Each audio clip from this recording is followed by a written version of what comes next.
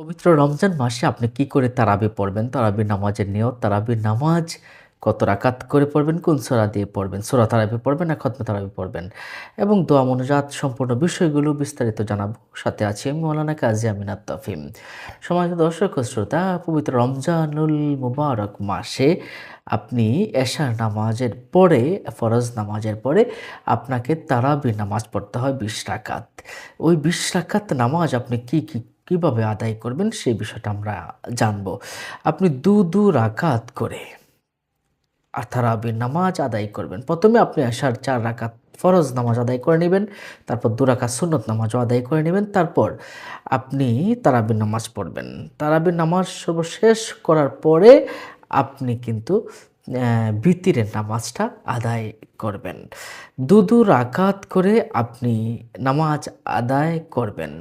এই তারাবি শব্দের অর্থ হচ্ছে বিশ্রাম নেওয়া, আস্তে আস্তে করে পড়া। অর্থাৎ দু রাকাত করে আপনাকে পড়তে হবে, একসাথে ৪ রাকাত নয়।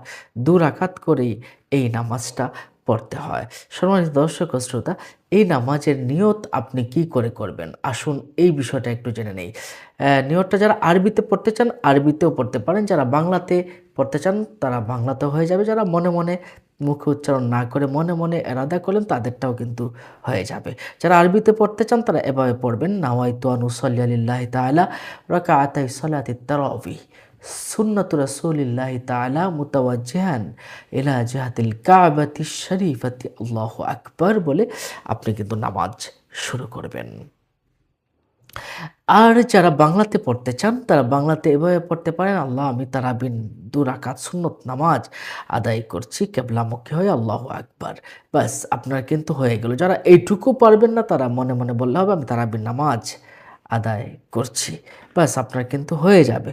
তারাবির নামাজ আপনি অবশ্যই দু রাকাত করে আদায় করবেন।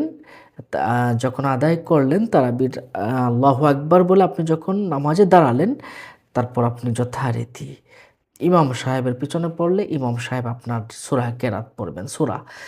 সূরা ফাতিহার পরে যে কোনো একটি সূরা মেলাবেন, অথবা খতমে তারাবি হলে উনি মেলাবেন। আপনি যদি পড়তে চান আপনিও পড়তে পারেন, সূরা ফাতিহার পরে যে কোনো সূরা মিলিয়ে আপনি পড়বেন। এরপরে রাকাতেও সেম, যে কোনো সূরা মিলিয়ে এবং যে কোনো সূরা আপনি মিলাতে পারেন সূরা ফাতিহার সাথে।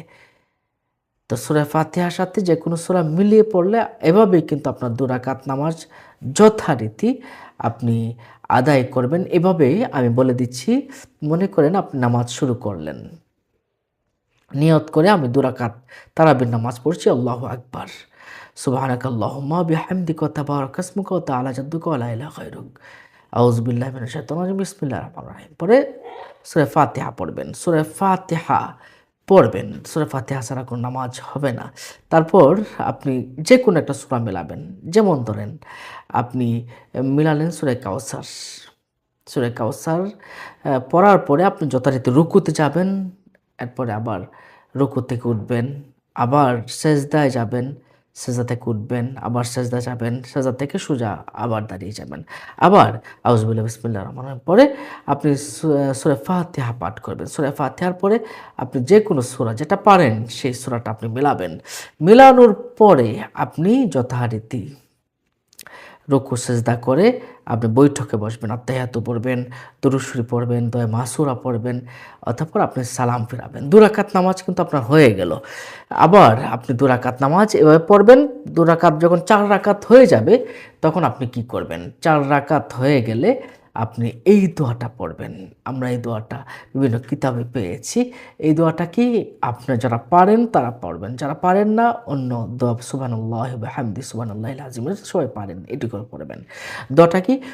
সুবহানাযিল মুলকি ওয়াল মালাকুতি সুবহানাযিল ইজ্জাতি ওয়াল আজমাতি ওয়াল হাইবাতি ওয়াল কুদরাতি ওয়াল কিবরিয়াই ওয়াল জাবারুত সুবহানাল মালিকিল হাইয়্যিল্লাযী লা ইয়ানামু ওয়া লা ইয়ামুতু আবাদান আবাদান সুবহুন কুদ্দুসুন রব্বুনা ওয়া রব্বুল মালাইকাতি ওয়ার রূহ। এভাবে আপনি দু রাকাত করে নামাজ আদায় করার পরে ৪ রাকাতের পরে এই দোয়াটা পড়বেন। তারপর আপনি কি করবেন? তারপর একটা দোয়া আছে। এই দোয়াটা আপনারা পড়বেন। দোয়াটা কি দেখুন, আমার সাথে, সাথে একটু পড়ুন। এভাবে আপনি হাত উঠিয়েও পড়তে পারেন অথবা হাত উঠানো ছাড়াও পড়তে পারেন। দোয়া তো হাত উঠিয়ে পড়াটাই হচ্ছে মুস্তাহাব এবং সুন্নাহ পদ্ধতি। দোয়াটা কি? আল্লাহুম্মা ইন্না নাসআলুকাল জান্নাতা ওয়া নাউযু বিকা মিনান নার।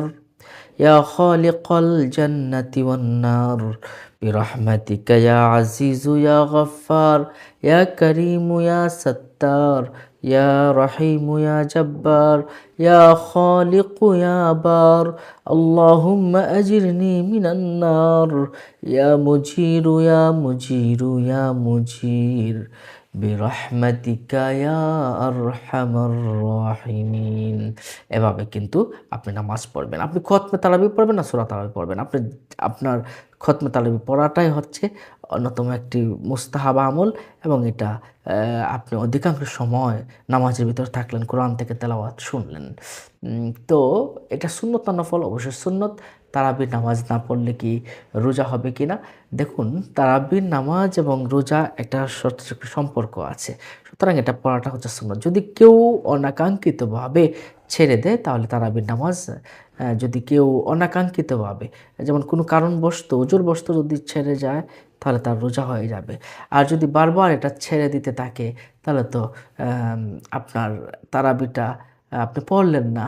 এজন্য আপনার সুন্নতটার বরখেলাপ করলেন। হ্যাঁ, এইজন্য সুন্নতকে বারবার ছেড়ে দেওয়া মানে হচ্ছে এটা একটা গুনাহের পর্যায়ে পড়ে যায়।